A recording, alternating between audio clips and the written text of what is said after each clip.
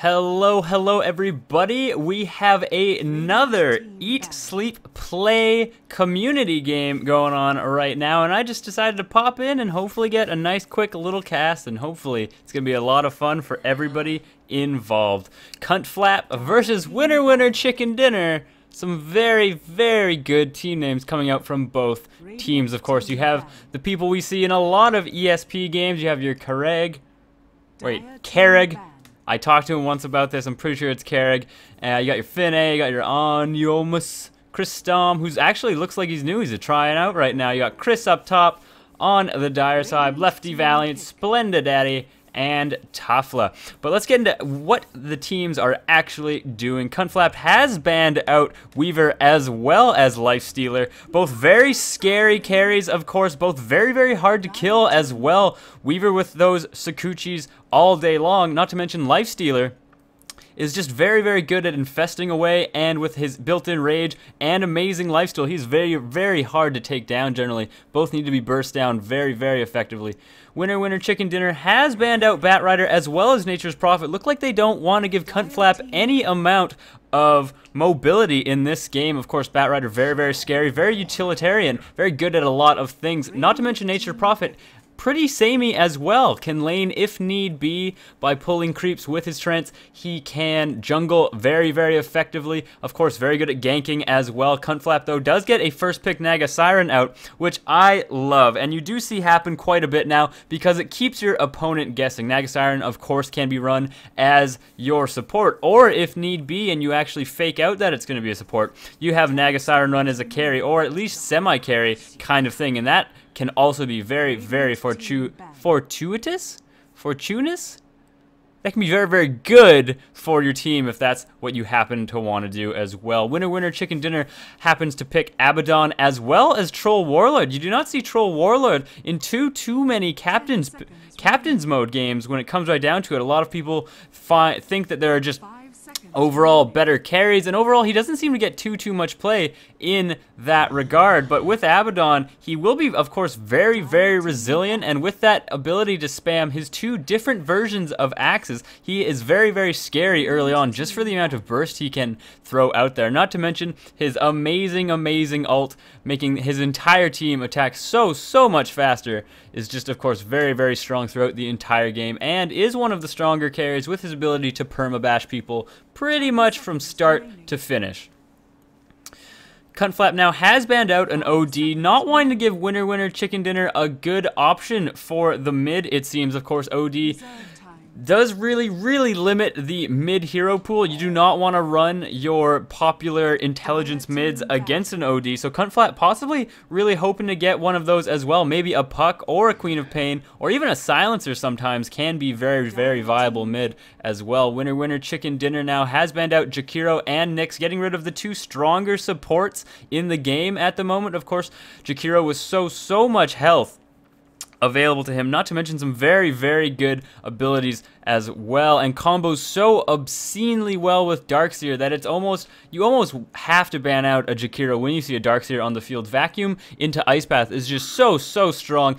Not as, I mean, Nyx can do that somewhat similarly with Darkseer as well, a vacuum into an Impale, but it's not quite as strong as an Ice Path, which of course just lingers there and really makes it quite a lot easier to get. Cunflap now has banned out Gyrocopter themselves. Looks like they don't want to let Winner Chicken Dinner get that much AoE. Of course, Abaddon Shield does a little bit, but Troll Warlord is very single target focused, and I think because of that, Winner Chicken Dinner has picked EO. They have gotten the Wisp. They do not have a CK yet, but Troll Warlord can work in that regard in a pinch, with his ability to slow and stun and burst people down with his battle trance.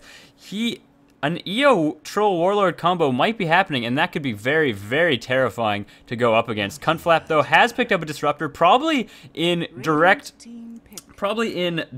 response to that EO and Troll Warlord pick. Of course, if they happen to go right on a Disruptor, all he has to do is glimpse them back, and that's going to be a failed gank, especially if he happens to glimpse back the Troll Warlord. EO will just be left to his own devices, and will have about 10 seconds of getting completely and utterly mauled by everyone else. I'm just getting a few texts. I'm a little bit popular at the moment, I must say. 10 seconds remaining. And it looks like my girlfriend is going to Mountain Equipment Co-op, and that's just kind of a hiking store. Asking if I need anything. I'm good. I have all the shoes, boots, and clothing that I need right now. Bounty Hunter now has been picked up by Winner Winner Chicken Dinner, which I think is an awesomely smart pickup as well. They have the Troll Warlord and EO combo, which is obviously set up for ganks, and with Bounty Hunter scouting things out with that invisibility and being able to get those track kills along with Troll Warlord and EO, it looks like Winner Winner Chicken Dinner are going for a very gank heavy lineup, which I think will work quite well. Of course, Cunt Flap though is very well prepared to go up against this. Queen of Pain cannot be effectively ganked by EO and Troll Warlord. A simple blink away will do it. Disruptor stops that as well. Darkseer can have a field day by just surging away as well. And Naga Siren, if they happen to go on her, a simple Siren Song will pretty much put the kibosh on that gank as well. So I think while Winner Winner Chicken Dinner has very good heroes to do a ganking lineup, Cunt Flap has pretty much the perfect lineup as well to counter that and to just deny all those ganks. And if that's the case, I mean, Cunt Flap will have a much better team fight with your Darkseer plus Queen of Pain ults and vacuuming into that Sonic Wave. That will just be so scary. Winner Winner Chicken Dinner does ban out an Alchemist. Cunt Flap does not have a true carry yet, other than Naga Siren, which can be run that way, but I very much doubt it. They do have a Disruptor available, which of course is a very hard and fast support. Cunt Flap now banning out Night Stalker, just predicting that they're going for that very heavy gank style of play. And now interested to see exactly who Winner Winner Chicken Dinner is going to get. Bounty Hunter, of course, is your good offlane. Abaddon and EO are your supports. Troll Warlord, of course, is just a very late game carry with some good presence early to mid game as well, and wondering exactly who they're gonna pick up. Are they gonna go for another very strong ganker, someone like Ancient Apparition, where they can send that ult all over the map whilst also providing a little bit more support, not to mention some what is it called? Chilling Touch can just be so strong early on. But overall, interested to see they don't have Nature's Prophet available to them. Of course, Bat isn't as well. Nyx not likely to happen since he's banned out as well. And I wonder exactly who they are going to pick up. If it's going to be more of a counter push kind of hero, maybe a Keeper of the Light to keep Cunt Flap at bay until they can Winner Winner Chicken Dinner can get all of the kills that they need. But if Cunt Flap just happens to roll as a group, which they should from relatively early on with Disruptor's ult as well as Static Field with Queen of... Is it Static Field? I want to say it is. Kinetic Field and Static Storm, my bad. And Queen of Pain, Sonic Wave, and Scream, all comboed with Darkseer and Naga's Siren Song. That'll be some amazingly strong team fight for Cunt Flap. So I wonder if Winner Winner Chicken Dinner should be getting someone that counters that, or actually, you know who might not be bad at all? A Silencer, just guaranteeing that those Wisp Troll Warlord combos and those Wisp Troll Warlord ganks will actually come out when they do go for them. Gets a Crystal Maiden instead. Not sure how I feel about that. You already have Abaddon and EO supporting, and having like a 3-position silencer can be pretty strong. And now Cunt Flap has indeed gone for the stronger team fight AoE kind of build that'll be much stronger at pushing down towers. Darkseer vacuum into Sven's Stormbolt, into Queen of Pain Sonic Wave, all while being static stormed by Disruptor is just so obscenely strong that Winner Winner Chicken Dinner is going to have to be very careful about exactly where they are going to be positioning themselves in this game. Crystal Maiden, if she goes unchecked, which she may, I mean, Naga Siren only has, does Ensnare stop... Can't tell at the moment. Does Ensnare stop channeling spells? Can anybody tell me? I think that it does. I'm fairly certain that you can't start a channeling spell. So you have Ensnare from Naga Siren who can stop Crystal Maiden's ult. You have Darkseer's Vacuum who can stop it. Disruptor's ult will actually do it as well, not to mention a Glimpse. Queen of Pain can't deal with it, but Sven, they actually have quite a few ways to deal with this Crystal Maiden's ult. So overall, I'm not sure how I feel about that pick. Of course, does make ganking a little bit better if Crystal Maiden is there with you, but she is just so slow, especially compared to everybody else in this lineup, that it seems like maybe a very hard thing to do. So I'm not sure how I feel about that pickup. I think somebody with a silence might have gone a little bit better. Silencer, of course, would have been very good if they're looking for a ranged attacker Who else could do it as well? Queen of Pain, of course, is not viable. Drow, possibly, giving themselves quite a bit more damage. And positioning wouldn't have been too bad. Not sure how I feel, though. We'll see. But we'll see how this shakes out. I don't want to, just downplay this team already. I haven't seen them play, and we'll see exactly how well they do at the moment. Since I'm casting and they have all of these lovely announcers available, I think we'll go Storm Spirit for the mega kills, and we'll go Bastion with that sultry, sexy voice of his for this game. Usually don't have time to change it and usually go with the default announcer, but it is just so enjoyable to listen to those two announcers specifically. I wish I had either of them myself, but I never did buy them, and I'm quite poor when it comes right down to announcers and items in any such way, so it can be really difficult to actually get the ones I want. But good for me, most people have Bastion, so I get it almost every game anyway, so it's not really too bad. Looks like some connectivity issues from Cuntflap. Man, I never thought I'd say that. Looks like some connectivity issues coming for the Radiant team right now. Everybody seems to disconnect as soon as the game started. Maybe a little bit wrong in where they happen to want to pick that game server, but overall just looks like everybody's back in the game. Hoping to get this started soon. I don't have too long now, but hopefully we'll see some nice action here, everybody, and that it'll be really nice.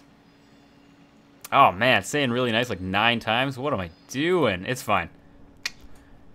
It's fine. Gotta practice these games. So overall, as far as these two lineups are concerned, I'm very scared for Winner Chicken Dinner. They just do not have the level of team fight that Cuntflap does indeed have. They have, of course, Abaddon with Borrowed Time will be very scary, or not scary, but will be quite resilient in that regard. Aphotic Shield, of course, will help his teammates get out of those stuns, but I mean, if they get vacuumed into a Stormbolt, that's gonna be the end of that entire engagement pretty much every time without fail. Winner Chicken Dinner pretty much has to go BKB on the entire lineup. Troll has to get it very quickly, Bounty Hunter has to get it to at least remain relevant, and these other three usually don't have the farm to get BKB in any regard, so it's pretty damn...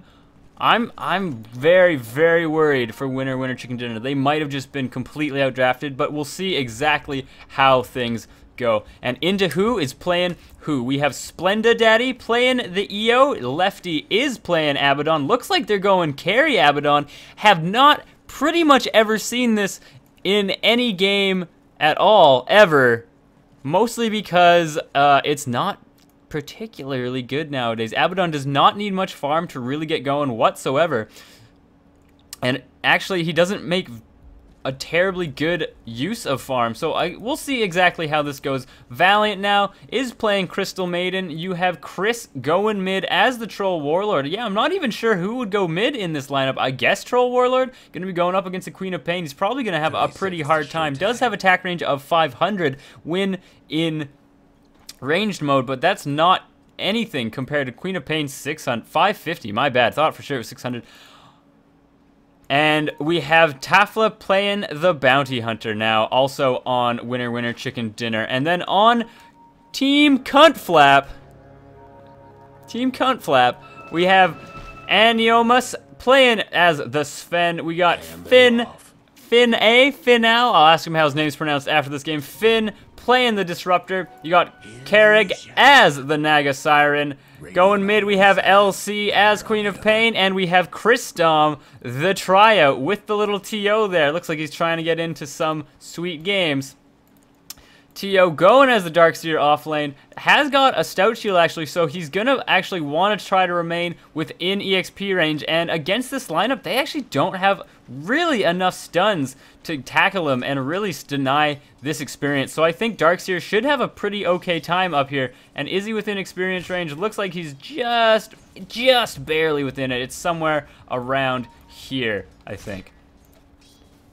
Chris now, of course, getting harassed a little bit. Oh, somebody's got Parkinson's in the mid. LC, of course, going nuts with that S key, stopping every auto attack available.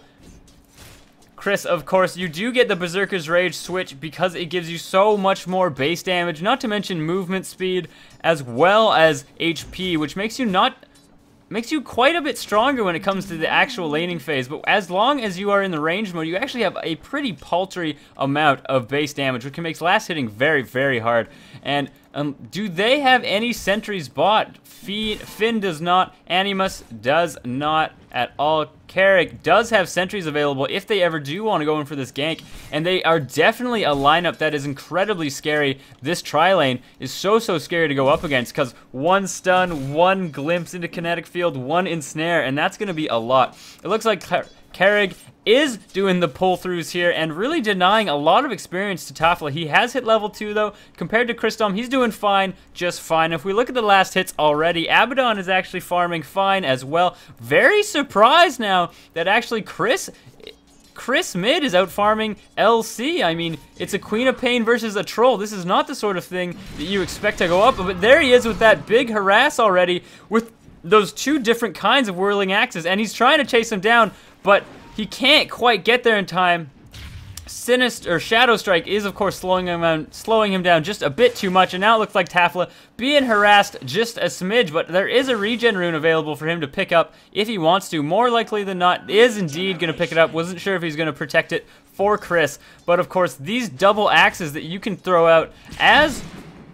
There he goes, does pop both of them, gets him with the second hit, might have wanted to chase that actually, and just popped into ranged mode, but it doesn't seem like he was that confident in doing so. Has picked up a bottle and is bottle crawling. Valiant now has placed a ward here, just scouting stuff out for his buddy Chris mid, really trying to make sure that he gets at least the runes that he can try and get. LC still does not quite have a bottle, and is actually last hitting and denying nowhere near as effectively as Chris. Now, Chris using those abilities very, very well, just trying to get those last hits as well as possibly harass with them. And it looks like Christom is getting pushed out of EXP range just a smidge there, but I mean, it looks like he's having at least a better time than Tafla. Tafla is actually out leveling him, so I actually take that back just a smidge, but wherein... Oh my word, it looks like Christom actually has not gotten a single last hit yet, and that is so good when you're playing up against a Darkseer. That's exactly what you want to do. If you can always deny the creeps that he's getting, he has such a harder time. He doesn't have a soul ring, he can't Ion Shell pretty much whenever he wants, and it makes it so hard for him to actually get rolling in this game if all you ever do is deny everything he could ever possibly get. And now we have Tafla rotating mid, trying to get this kill on LC, maybe harassing a bit. Chris does have quite a few spells at his disposal, and it looks like he's going to be baiting this out. LC, though, does go in there, does get a scream off. It's not going to be quite enough, though. Tafla is running. He does not have a shuriken toss available, and it looks like he's going to go in for LC. Is he going to get the double damage? Queen of Pain instead does pick it up, gets the double damage, sadly enough. Does he have enough for Blink? Just barely does. If Tafla had gotten that, with that Janata proc, I think that would have been a guaranteed kill against LC, and just so unfortunate that LC was just ever so slightly faster than Tafla. Tafla actually might have wanted to bait him out to blinking into that rune by already attacking him with Janata before he got there, forcing Queen of Pain, of course, to blink there instead of blinking away just to get the DD. But LC now does, of course, have his bottle charges available to him, and it looks like not sure why this pause has happened. Nobody is disconnected at the moment, but interested to see exactly how it's going. And now we have Animus as the Sven not leading the pack, has 22, is exactly on par with Winner Chicken Dinner's carry as well. But where the difference is, there actually isn't much of one, honestly, when it comes right down to it. The Bounty Hunter only has one last hit, but I mean, that's still fine and comparable to Christom's 2 at last hits. They are just denying this Darkseer so very well. And now it looks like Carrig and Finn rotating mid. They do have that smoke available so that these wards will not actually provide any additional protection. Not that this one could see anything anyway.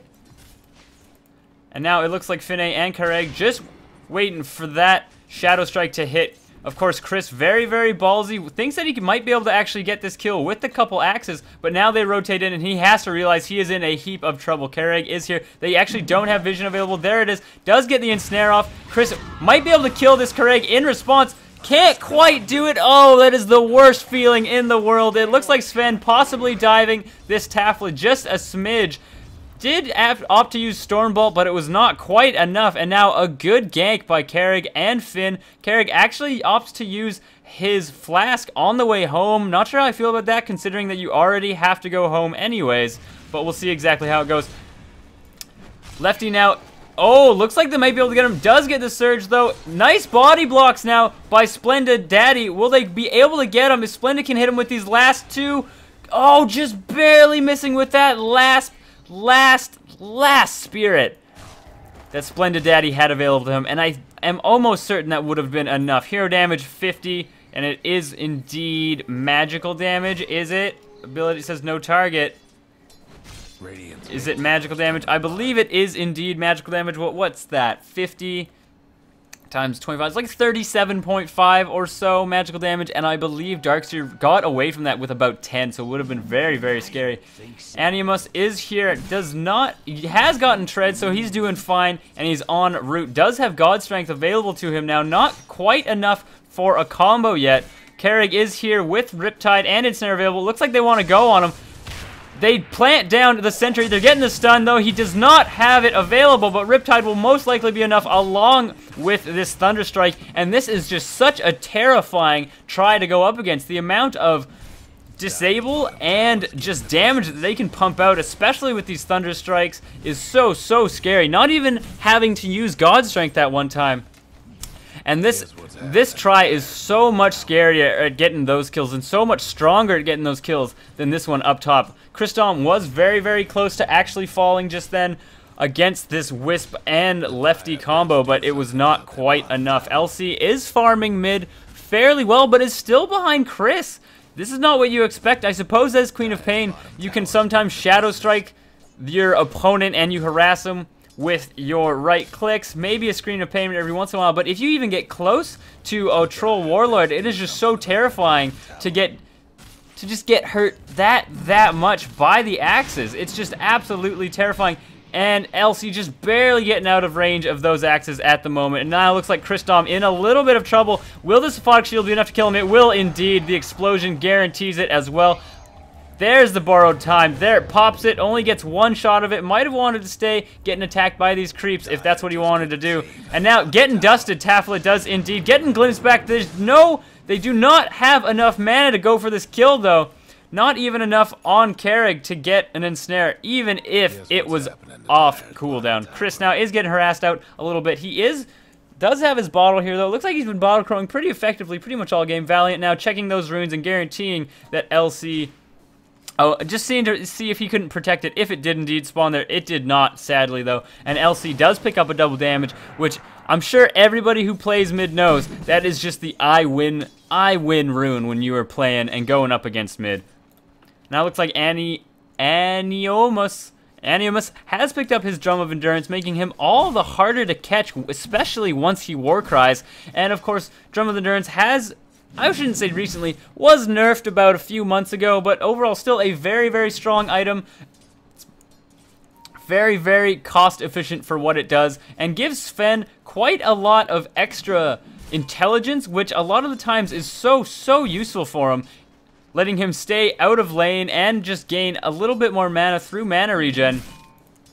And give him a bigger mana pool so that he isn't just a one-shot pony who happens to Stormhammer as well as God Strength. And that's all he has to do before he has to run home and get that mana. Nobody on his side yet having any sort of mana boots, though, which of course is so, so strong if you get them in the same lane as your carry Sven, making him so, so scary. Looks like Bounty Hunter was around to get Queen of Pain. LC was a little bit too greedy there. Did not actually blink in to get Chris, but was harassing him down, maybe trying to wait around in lane and see if he couldn't just bait out a kill. Looks like Kristom, though, almost falling. Is he gonna fall? No, so close. Once again, gets away with 9 HP, or does he? Lefty is running at him full sprint, and now getting that stun on as well, guaranteeing the kill, and that is not where you want to be as a Darkseer. Given up, how many times have you died? Is it 2? Giving up 2 kills to this safe tri-lane. That's almost like a defensive tri-lane. This is not too aggressive when it comes right down to it.